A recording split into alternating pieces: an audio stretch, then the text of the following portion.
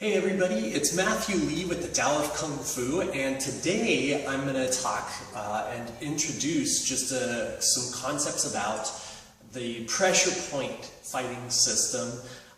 Traditionally, it's quite frequently called Demak or Tian Shui. It's a really very mysterious art to be practicing. People make a lot of claims about it, and there's even a lot of speculation and skepticism as to whether it's even real. A lot of people try to prove it to be real, but I find most demonstrations are not pressure point related. I believe absolutely that it is real because acupuncture works and helps out with a variety of different ailments, and pressure point fighting is basically undoing a healthy acupuncture patient. You're hitting the same points to make the person unhealthy rather than stimulating them with needles and moxibustion and stuff like that to make the person healthy and relieve their ailments. The thing that I think a lot of people don't realize is when you're trying to stimulate a point to do damage, number one, you have to be incredibly accurate and you have to be incredibly forceful. So when you see people just tapping and knocking people out, a lot of times those are nerve knockouts. You're disrupting the nervous system, which a lot of acupuncture points, that's exactly what they're doing, is they're stimulating the nervous system and stimulating the circulatory system. So you're dealing with a lot of things that can arguably be pressure points or not. So it's kind of up in the air. You've got to be incredibly accurate to use the pressure point system. Just like a doctor who's needling a patient, they have the patient laying on the table, not moving, and they're still taking their time finding spots. So to be good with pressure point fighting, you've got to be ridiculously accurate. And it's not realistic, honestly, to use in a fight. Like, the most accurate fighters, like say a Floyd Mayweather in boxing, Junior, or like a Manny Pacquiao. Those guys are extremely accurate. Floyd Mayweather is one of the most accurate boxers that has ever fought, and his accuracy in the fight with gloves, big huge gloves, is around 50%. accurate. That means if he throws 100 punches, he's going to hit with maybe 50 of them. And that's talking a big, huge glove. That's not talking the accuracy of trying to get one exact pinpoint in one exact direction. So the skill that it takes to do something like that is ridiculous. It's an amazing amount of skill. It's really tough to say that it would work realistically in a fight. So why train it? I do believe there's a lot of value in training it. Number one, because it's very fun. It's a fun thing to kind of wrap your head around and get some knowledge of acupuncture points. In wrestling and chin-off situations, they do work really well to grab. Instead of grabbing here, you grab here and you pinch really hard, or instead of grabbing here, you grab here and you pinch really hard. And that works, and it does help with escaping holds or controlling a person while you're holding them a little bit better. If it was really incredibly easy, everybody would be doing it. And you'd see the UFC guys paying millions of dollars to be learning it, and they would be going out and just touching people and dropping people left and right. But it's not easy and it's not realistic in a fight. So it's very tough to prove its reliability in a realistic situation. Because if it works, essentially you would kill your partners or do a lot of damage to your partners every time you tried to demonstrate it. And of course, if you don't have the skill to use it, and or you're being careful not to hurt your partners and it doesn't work, you look really ridiculous. And so the more basic, brutish martial arts always will win out. Just forceful punching, speed, good accuracy and timing, that type of thing. Most of the demos I see with the acupuncture points are not real with acupuncture. They don't. They're more like shocking the neck to cause the nervous system to shut down real quickly, or they shock the system just enough to like make the person pass out. Just like you would see in boxing, where they do a hook punch around the neck and snap the neck, or hit the liver and make the person pass out, or drop and not be able because they're having muscle seize or something like that. There are some decent acupuncture demonstrations out there that I've seen, but far and few between. So it is really difficult to prove. If it's so difficult and it takes so much skill and timing and accuracy, why train it? And I do love training it. I think it's great. The number one principle that I like to train it for is because you have to develop a lot of power generation so that you can be really forceful with the strikes. And you have to really focus on being relaxed, which is really important. You'll find, like, if you watch the UFC or MMA or kickboxing, pride fights, boxing, anything like that, the stiff, rigid guy gets knocked out or hurt, hardly ever wins. They definitely have the odds against them. Where the guy that goes out and is relaxed, like Muhammad Ali or somebody like that, they go out with devastating power and can take punches much better, as well as deliver a lot of. The biggest reason why I really like training the pressure points is for my own accuracy. It's like the concept of training with a gun, where if you're trying to hit a target this big, you decide to go for the target this big. And then if you miss this one by just an inch, you're in that target that you want to hit. So if you're trying to hit a specific point on the forearm, but it doesn't matter really if you're an inch or two off because of the nerve or the muscle attachment, or trying to get the joint to swell up, or just trying to make the arm feel a little heavier and harder to use.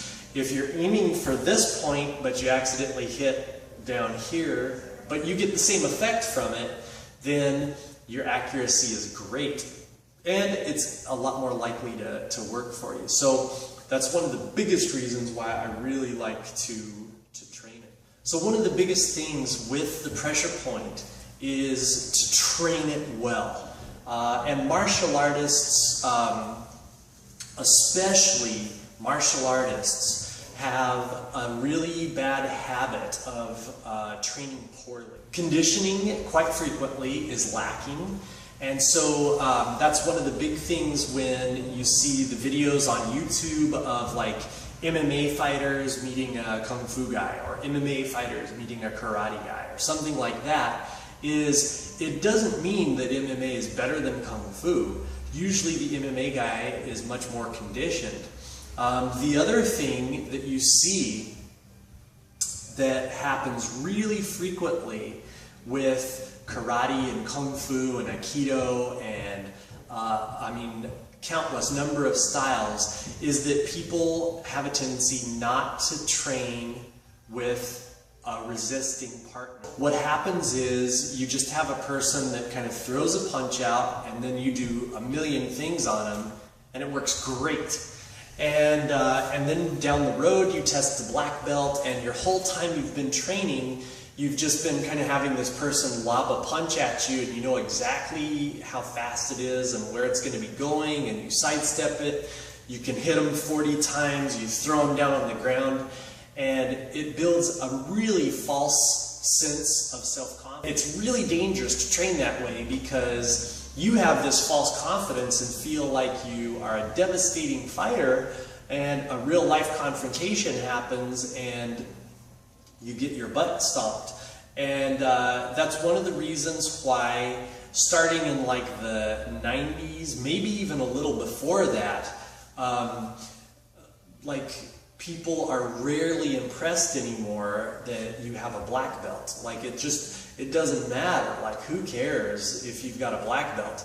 I've been doing martial arts for 30 years, and I've seen countless number of black belt tests where, I mean, the person wasn't even at a decent like second or third level skill, much less giving them a black belt. But when you are training and people are paying money for it, and the instructor gets to where they're just wanting to make their house payment or their car payment or whatever, you know, it's worth more to them to pass a person and rake in the dough than it is to worry about the person's actual growth with skill and knowledge and, you know, having some decent athleticism. You've got to be really careful about, you know, being realistic about what your training is. And so you have to know how to train well. You have to train with resistance. You've got to train, maybe not in the very beginning stages, you got to have that comfortable transition, but as you develop and you get more and more into higher levels, you have to have partners resisting, and you got to be training with somebody who's resisting. That's a really important thing. For the pressure points, it's that way as well. Just like if you're doing chinas where you're grabbing somebody, it's good to start out where it's nice and safe, but it has to get to where it's getting more and more resistance, and the person is fighting you from doing this and that, so that you can learn, okay, this is the basic technique to get out of it, but nobody's going to stand there and let you do this and that to them. They're going to move, and otherwise there would never be a reason to train in anything, because every attacker is just going to stand there and let you do a million things to them, which isn't real. It's not. It doesn't work. Never. That's the downfall of a lot of systems, a lot of training. So instructors need to understand pressure points will never work if they're never trained with resistance. Most Taekwondo won't work if it's not trained with resistance. If somebody trains Taekwondo and they've got a partner who's really resisting, they're going to have unbelievable skill and kicks after a couple of years of training. They're going to know how to time them, how to angle them, and they're going to be accurate. But if they train with somebody who's a deadweight partner who's just standing there letting them do kicks here and there, when a person sidesteps and moves, this person's going to be helpless, no matter what the style, no matter what the system, and no matter how long you've been training, it doesn't matter. Your conditioning is super important. Training the basics, super important. Training with a partner who's resisting, especially once you've been training for a little while, pick your partner as well, super important. And then working on higher concepts like pressure points and developing your accuracy and stuff like that. It's easy if you've got a person just standing there. So you want a person that's going to move around and make you really work for it. And that's going to be the key element. With the pressure point system, the hand weapons are the main weapons. You also use the feet.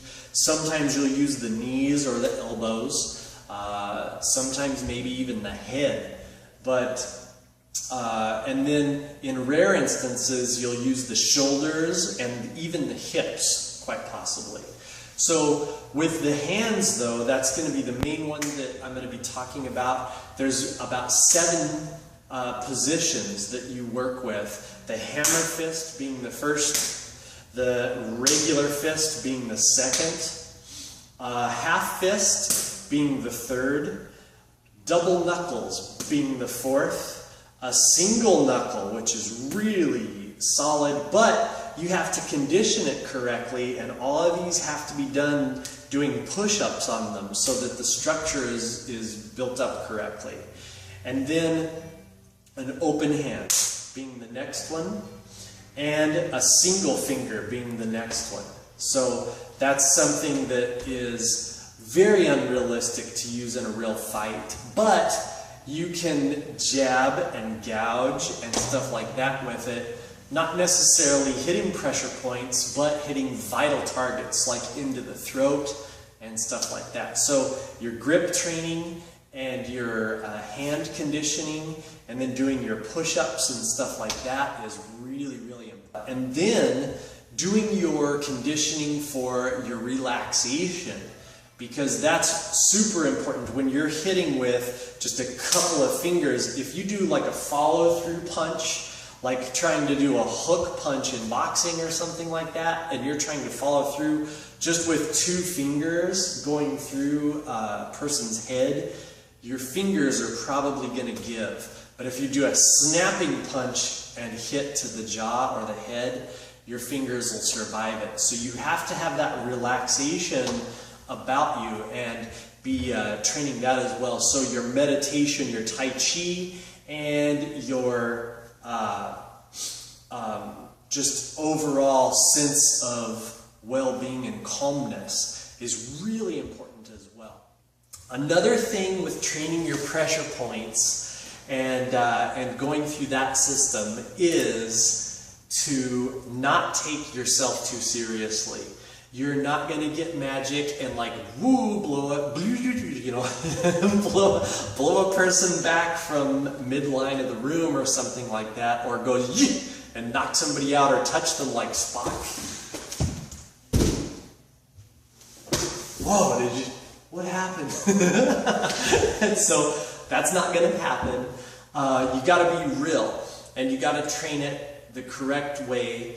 To be understanding that you're aiming for vital points, and that you're aiming for working the body a particular way, and you're aiming for affecting muscles a particular way, or affecting strikes a particular way. You're not aiming to like press a magic button and watch the person's arm fall off or something like that. So be very realistic about the training with it, and then if you accidentally hit a real pressure point and affect a bad guy trying to take your purse or to grab your wallet, then you got lucky and you did really well. But it is great training. It's a lot of fun. There's a lot of theory behind it. It's very interesting, and it's really cool. So it adds a lot to your forms and to your overall training. So I'm excited to be sharing a lot of it with you from what I've collected and learned through the years. And then I'm always looking forward to some good feedback and discussion too. So good luck with the training, and as always, thanks for watching, and I'll see you soon.